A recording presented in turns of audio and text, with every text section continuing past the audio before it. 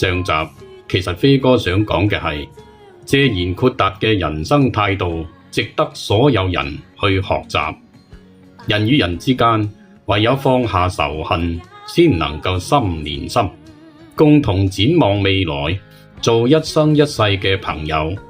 呢個大至民族團結，小至個人都成立。關於利益爭鬥，南方人特別係廣東人唔認同過去北方人鬥人、互相殘殺嗰一套。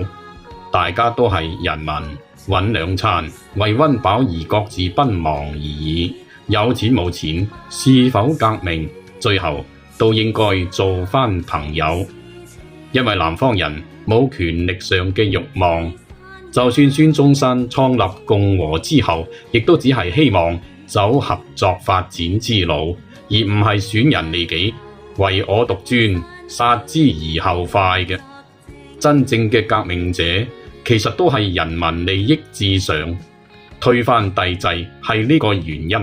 團結抗日一致對外同樣亦係呢個原因。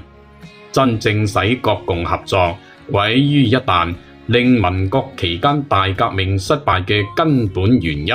無疑係蔣介石對百萬共產黨人嘅屠殺。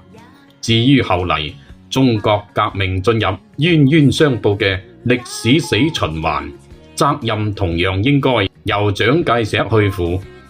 南方人歷來係唔提倡革命嘅，正如陳炯明、陳濟棠，包括孫中山，甚至毛澤東嘅早期思想，都提倡用民主合作去改造中國，而唔係通過冤冤相報嘅兄弟相殘或者改朝換代嘅形式去實現改變。